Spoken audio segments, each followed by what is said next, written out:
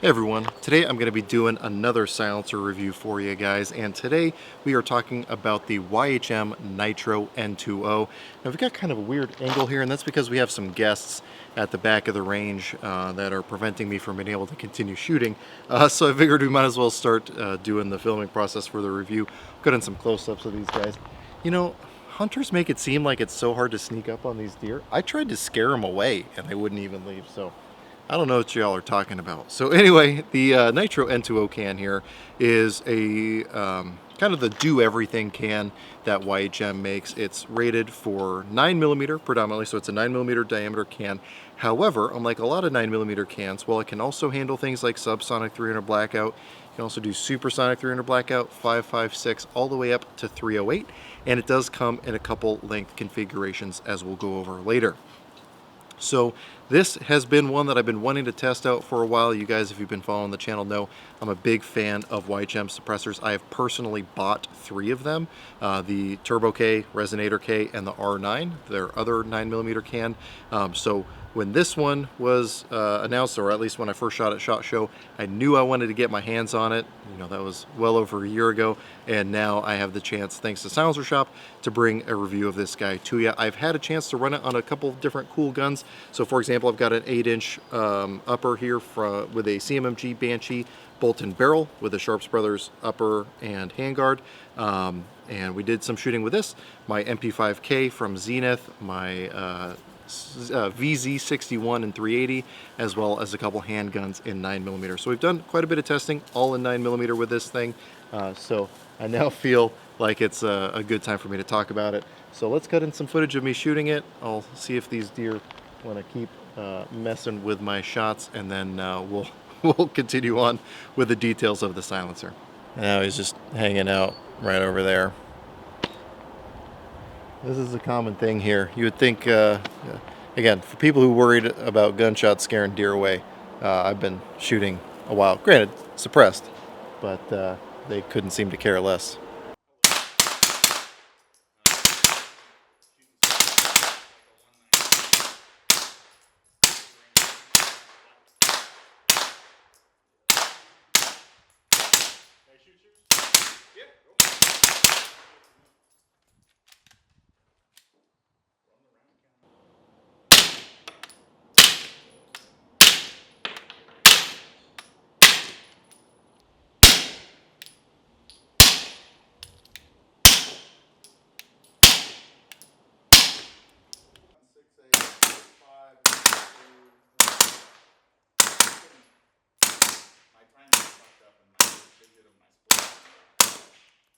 So we're going to try to keep my newfound friends over my shoulder here, but let's go ahead and dig into the specifics on this silencer. So instead of just listing a bunch of numbers off at you, I'm going to take the side of the screen to list out some of the specs.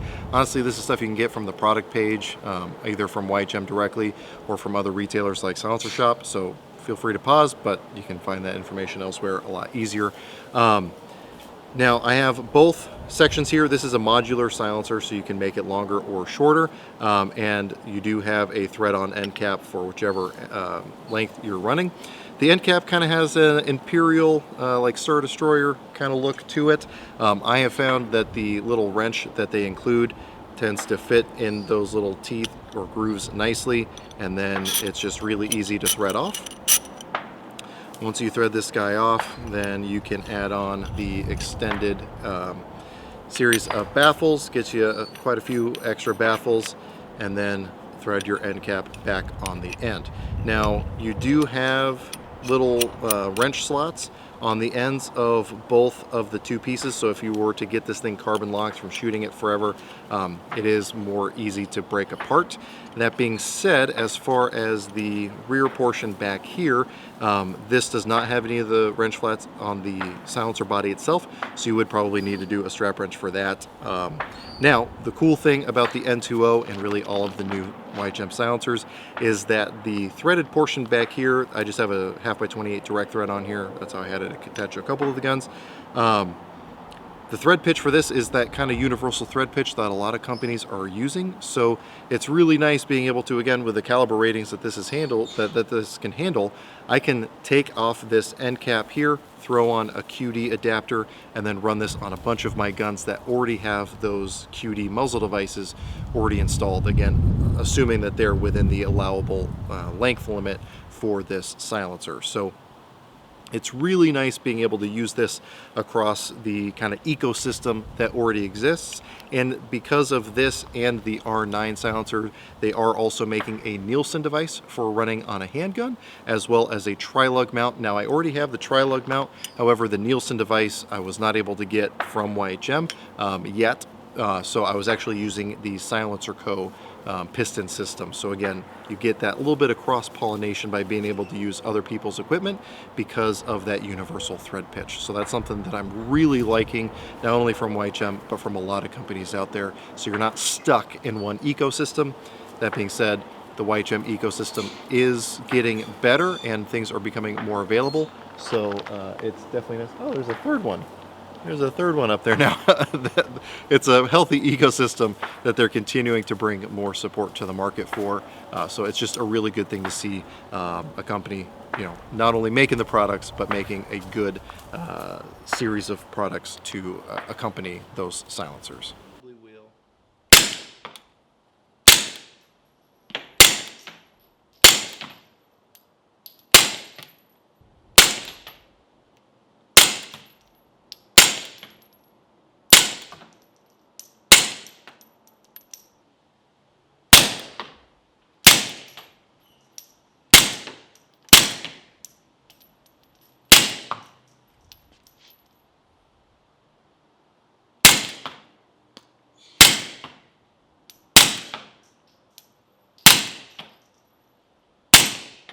Bunch of bachelors out on the town. Everyone's got at least a little bit of a spike coming out there, as you might be able to see. Yeah, anyway. So as I mentioned, I do have one of the YHM R9 silencers, and if I hold these up side by side, I don't know how well you can see that from this angle, but the R9 is about the same length as the Nitro N2O in its short configuration. So I can say, at least my subjective experience, I'll roll in some footage, but you can never really tell through the camera what it sounds like in person. In the short configuration, these both do a really good job of taking the edge off, and if you're shooting subsonic ammo, it can definitely make it what I would call hearing safe, or at least something comfortable to shoot without hearing protection for a somewhat extended period of time, at least as long as you're in the open. Now, I do have a lot of brush and foliage out in front of me downrange here, so some of that sound, actually quite a bit of that sound, is being reverberated back, at least as far as outdoors is concerned, but it's still fairly pleasant to shoot with subsonic ammo. I can say, however, though, when you add these extra series of baffles in the long configuration, in my opinion, this is really pleasant to shoot, again, without hearing protection using subsonic ammo. And even shooting supersonic ammo, it's definitely not bad, again, shooting outdoors. If you're doing extended periods of shooting, I always recommend wearing hearing protection anyway. But honestly, when I first started shooting out here, a couple of the RSOs came by. They were asking what I was doing, so I was playing around with the silencer, had this on my CZ-P09, and I was like, you know, we're just going to shoot it without hearing protection. And he's like, if you don't mind, I'll go ahead and wear mine. I started shooting, and he immediately took his off and said, hey, that's actually pretty cool. So it's going to make a believer out of a lot of people as far as what can be done with a silencer. Again, we're not getting to movie quiet, but we are getting in the realm of hearing safe. We'll all find out together how this sounds with... Pardon me while I leave my hearing protection. Yeah, no, but I totally understand.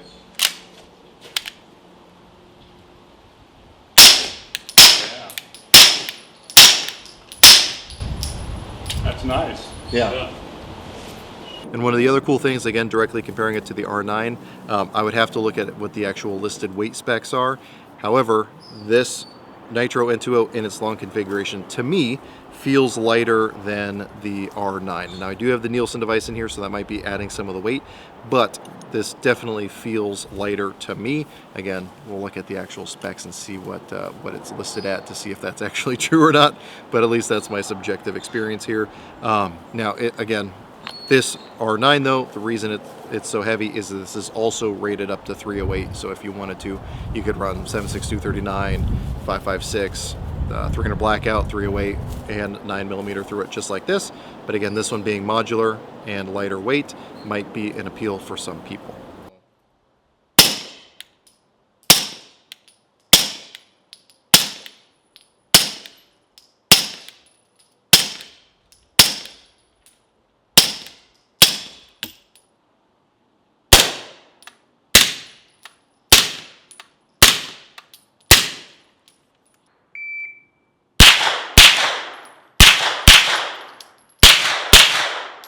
Now, unfortunately, due to limited availability of a lot of different types of ammo out there, I did only shoot this on both 9mm and 380. I didn't do it on any centerfire rifle cartridges, like 5.56, 300 blackout, and all that.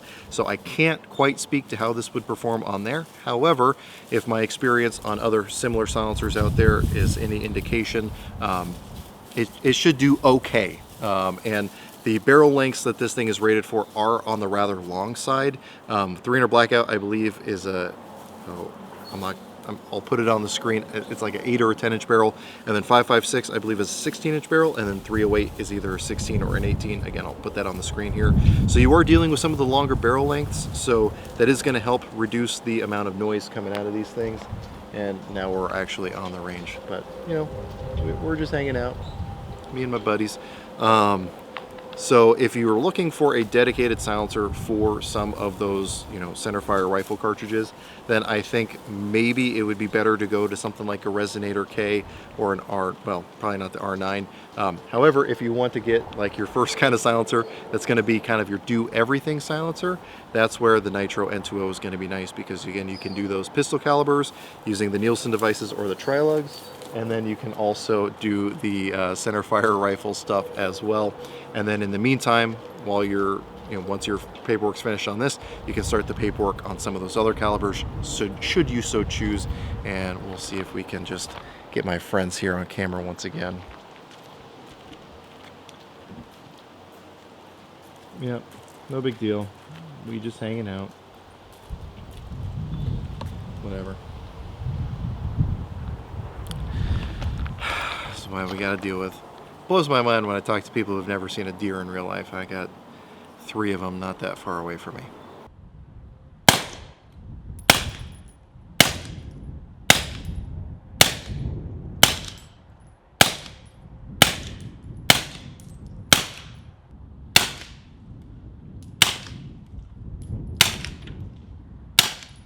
Now, one of the important things to talk about when it's in regards to silencers, on top of just the sound suppression, modularity, usability, shootability, all that kind of stuff, is going to be the tone of that silencer. Tone, to a lot of people, can be more important than the actual sound suppression. And I guess for those of you who don't know, it's going to be kind of like the pitch of the gunshot when you fire. Some silencers are going to have like a lower, more pleasant tone. Some have kind of a high-pitched tone. And I can say this thing seems to edge on the side of the kind of high-pitched tone as far as silencers go, at least again compared to my R9. It's not unpleasant, but it is definitely noticeable. In fact, when I was first shooting it on my Glock Model 45, it was screechy enough that the people around me thought that there might have been some issue going on. It was fine. There was no baffle strikes or end cap strikes or anything crazy like that. It was just a tone that we weren't used to hearing. Put it underneath something else. That way I can, however many are in the picture, caption it double twos, triple.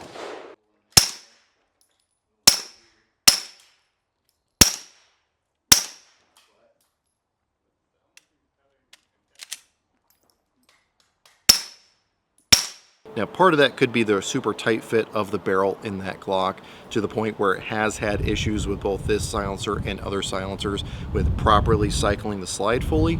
So that could be just that gun. I didn't experience that on the P09 or any of the other guns I had it on. Again, it's a little bit of a sharper tone than other cans that I've used, but not unpleasantly so, in my opinion. Again, I would watch other people's reviews just to see what their experience has been, because the environmentals and the type of gun they're shooting it on is going to play a very big role in how it actually sounds.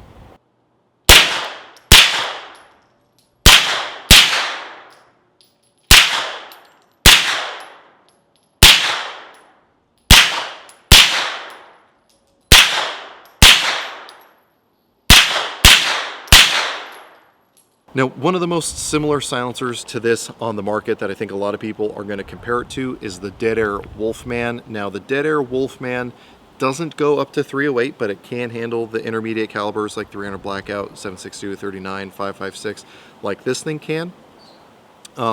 However, there's some pros and cons between the Wolfman and this. Now, the weird thing about the Wolfman is while you can use the Dead Air key mount system to attach it, which you actually have to if you're doing it on any rifle calibers, it's not the kind of universal thread pitch. So you have to get the adapters specifically for the Wolfman. What that means is that the Wolfman is then also not compatible with all of the other aftermarket options for attaching silencers, at least to that universal thread pitch. So like with this one, like I said, I was able to use the Silencer Co. Nielsen device to be able to run this on a handgun. And I can also, if I wanted to, run the key mount system using the Nomad adapter. So I have a little bit more versatility with attachments on this. However, the Wolfman is also going to be a little bit cheaper, and you also have the capability of running the silencer with wipes on the Wolfman. So depending on what caliber ratings you're looking for, what features you're looking for, and what kind of price range you're trying to stick to, one may be better than the other.